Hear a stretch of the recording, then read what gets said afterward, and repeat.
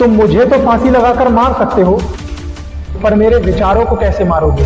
ये शब्द किसी मोटिवेशनल स्पीकर के नहीं, बल्कि 23 साल के उस नौजवान के थे जो अपनी फांसी से कुछ दिन पहले तक मार्क्सिस्ट और मैजिनियन की किताबें पढ़ रहा था। शहीद भगत सिंह।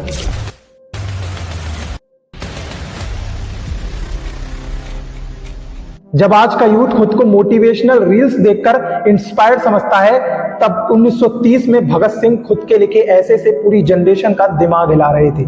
आज हम भगत सिंह को याद करते हैं देश के लिए जान देने वाले एक वीर के रूप में, लेकिन जिस भगत सिंह को तुम जानते हो वो इनकम्प्लीट है। आज की इस वीडियो में हम आपको देशभक्त भगत सिंह से उठा के ले जाएंगे थिंकिंग मशीन भगत सिंह तक, जो उस वक्त के फ्रीडम फाइटर से 30 साल आगे तक की सोच रहे थे, जो पूरी ब्रिटिश राज की सोच को डिसेक्ट कर चुके थे, जिनका विजन सिर्फ इंडिपेंडेंस तक सीमित नहीं था, बल्कि सामाजिक बदलाव और मेंटल एमेंसिपेशन तक था। जहां आज का यूथ डिप्रेशन, एंजाइटी और एथिज्म पर छुप छुप कर बात करता है, वहीं 1930 में भगत सिंह ने क्लियर कह दिया था, I am an atheist, not because I am arrogant but because I think deeply. Bhagat Singh का जन्म 28 सितंबर 1907 को पंजाब के एक ऐसे घर में हुआ जहां आजादी की बात हवा में गूंजती थी। उनके पिताजी और उनके चाचा जी दोनों फ्रीडम फाइटर थे। भगत सिंह राजनीतिक अशांति और अत्याचार के दौर में बड़े हो रहे थे। 1909 में जब वो सिर्फ 2 साल के हुए, तब उनके चाचा जी अजीत सिंह को साउथ अमेरिका एग्जाइल कर दिया। क्योंकि वो अपने चाचा के बहुत करीब थे, तो आप मानोगे इस किस्से को कि जब वो सिर्फ 4 साल के हुए, तब वो अपने पिताजी और उनके एक दोस्त मेहतानंद किशोर के साथ खेत की सैर पर निकली। तब उनके पिताजी के दोस्त मेहतानंद किशोर ने उनसे पूछा, बेटा भगत, क्या कर रहे हो तुम? बंदूकें बो रहा हूँ। बंदूकें? हाँ जी। अरे बेटा, बंदूकें बोगे तो फिर गोलियों के फल लगेंगे, फिर वो फल खाएगा कौन? अंग्रेज दुश्मन। उनका बंदूकों को लेकर के कोई मोह नहीं था, बल्कि एक बच्चा था जो ये मानता था कि अंग्रेजों ने उससे उसके चाचा को छीन लिया। 1919 के वक्त जलियांवाला बाग इंसिडेंट में भगत सिंह जी की उम्र मात्र 12 साल थी, जहां उन्होंने देखा कि अंग्रेजों ने किस तरह निहत्थे और बेकसूर लोगों पर गोलियां चलाकर उनकी जान ले ली। वहीं से उन्होंने लोगों के खून से सनी एक मुट्ठी मिट्टी को उठा करके उसे अपनी जिंदगी का मिशन बना लिया। उन्होंने 1930 में दयानंद एंग्लो वैदिक स्कूल तक छोड़ दिया, क्योंकि जलियांवाला बाग का गुस्सा उन्हें शांत नहीं बैठने दे रहा था। तो क्या ये गुस्सा ही था उनकी नाराजगी का कारण?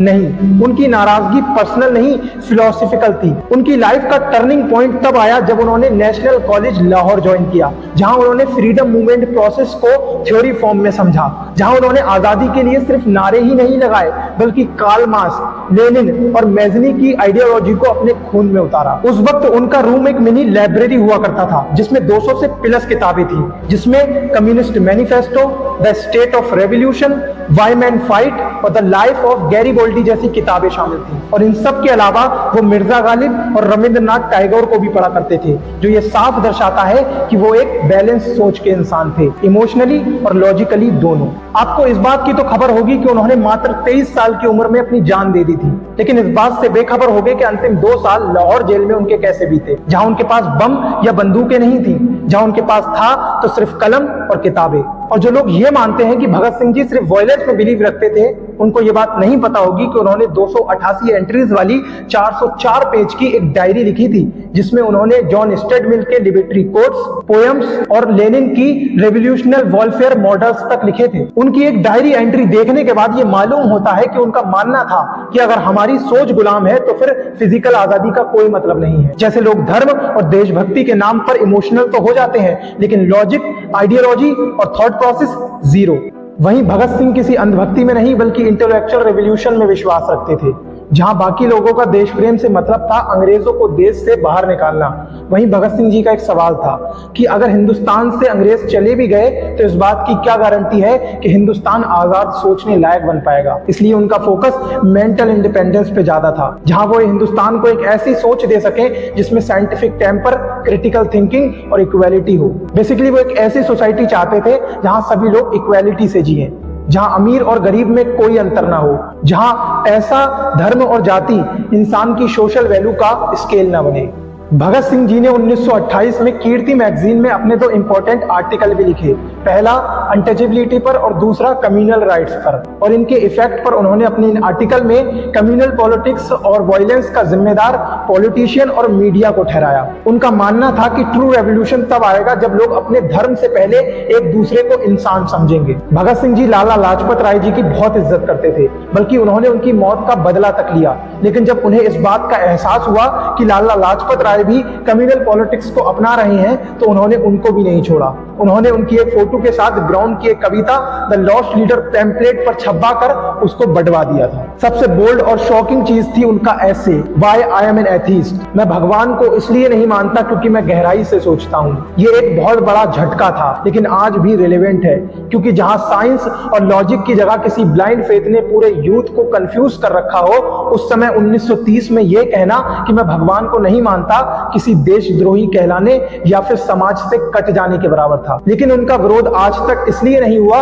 क्योंकि वो किसी धर्म के खिलाफ नहीं खड़े थे, बल्कि ब्लाइंड फेथ के खिलाफ खड़े थे। उन्हें आजादी चाहिए थी, अंग्रेजों से भी, धार्मिक सोच से भी और सामाजिक बंधनों से भी। 7 अक्टूबर 1930 को अपनी मौत की सजा सुनने के बाद से लेकर के 23 मार्च 1931 तक भगत सिंह जी ने हमेशा मर्सी पिटीशन का विरोध किया, क्योंकि अंग्रेज गवर्नमेंट प्रोटेस्ट रोकने से घबराती थी, तो उसने सारी अथॉरिटी लोकल गवर्नमेंट को दे दी समर्थन में होने वाली सभाओं को रोकने के लिए। जरा सोच कर देखो कितनी दहशत रही होगी इन अंग्रेजों के मन में उस नौजवान के फौलादी इरादों से कि तय समय से 11 घंटे पहले ही उस नौजवान को फांसी के फंदे पर चढ़ा दिया। दोस्तों, जिंदगी लंबी होनी चाहिए, बड़ी नहीं। और ऐसी अगर एक मौत से लोग जाग जाते हैं तो ये मौत भी एक तरह की जीत हुई। आज भगत सिंह जी को सिर्फ एक पेट्रियोटिक मॉडल के रूप में याद करना मतलब उनके विजन को लिमिट करना हुआ, क्योंकि उनका थॉट प्रोसेस आज के पूरे यूथ के लिए इंटेलेक्चुअल ब्लूप्रिंट है। भगत सिंह जी ने किसी एक आइडियोलॉजी को अंधभक्ति की तरह फॉलो नहीं किया। उन्होंने पढ़ा, एनालाइज किया और खुद का एक वर्जन डेवलप किया। तुम भी बिना बॉयज्ड हुए किसी रिलीजियस पॉलिटिक्स और सोशल एंगल को समझो और खुद का सोचने का एक तरीका डेवलप करो। आज शहीद भगत सिंह जी का नाम हर पॉलिटिकल रैली में लिया जाता है, लेकिन कभी किसी नेता ने व्हाई आई मीन एथीस्ट या फिर letter to the young political worker पढ़ा? नहीं। उन्होंने धर्म के आधार पर होने वाली राजनीति को खुले तौर पर रिजेक्ट किया था। लेकिन आज उनकी फोटो वही लोग उठाए फिरते हैं जो कम्युनल डिवाइड्स फैलाते हैं। आज तुम्हारे पास बॉम्ब्स या बंदूकें तो नहीं है, लेकिन वोट है, वॉइस है, सोशल टूल्स हैं, तो उनका यूज करें अवेयरनेस, सच्चाई और रिफॉर्म के लिए। और आज सरकार भी सिर्फ उनका सेक्रीफाइस दिखाती है, उनका रेडिकल क्वेश्चनिंग सिस्टम दबा दिया जाता है, क्योंकि सरकार को पता है कि अगर आज का यूथ जाग उठा तो वो सरकार से सवाल करेगा। और आज का यूथ भगत सिंह जी का टैटू तो अपने कंधे पर छपवा लेता है, लेकिन उनकी आइडियोलॉजी और पढ़ाई से मन चुरा लेता है। Only the idea is blood proof government can kill man but not there ideology. अपना अटेंशन स्पैन भगत सिंह जी की तरह ट्रेंड करो, क्योंकि आज सोशल प्लेटफॉर्म जैसे इंस्टाग्राम पर रेवोल्यूशन दिखाने से क्रांति नहीं आएगी। क्रांति तब आएगी जब आप सिस्टम के अगेंस्ट खड़े मिलोगे, बिना किसी दिखावे के, बिना किसी लाइक्स के। वो एजुकेशन सिस्टम को हमेशा क्रिटिसाइज करते थे, जो सिर्फ नौकरी के लिए पढ़ाता है, सोचने के लिए नहीं। और आज 100 साल बाद भी वही हो रहा है। हम बोर्ड की रटी रटाई लर्निंग से पास तो हो जाते हैं, लेकिन यूनिवर्सिटी में किसी क्वेश्चन पूछने वाले को एंटी नेशनल घोषित कर दिया जाता है। अगर जिंदा हो तो सोचो, सवाल करो, अपनी समझ से लड़ो और भगत सिंह जी को सिर्फ याद ही मत करो, उनकी सोच को भी अपनाओ। क्योंकि आज तुम भगत सिंह जी को 23 मार्च को याद तो करते हो, लेकिन अगले ही दिन 24 मार्च को भुला भी देते हो। अब तुम कमेंट्स करके बताओ कि भगत सिंह जी अगर आज जिंदा होते तो समाज के किस मुद्दे पर लड़ रहे होते। और इस वीडियो को उन लोगों के साथ शेयर जरूर करो जो नेशनलिज्म का मतलब सिर्फ झंडा फहराना समझते हैं। और अगर वीडियो पसंद आए तो वीडियो को लाइक करना और ऐसी इंफॉर्मेटिव वीडियो के लिए आप चैनल को सब्सक्राइब कर सकते हैं।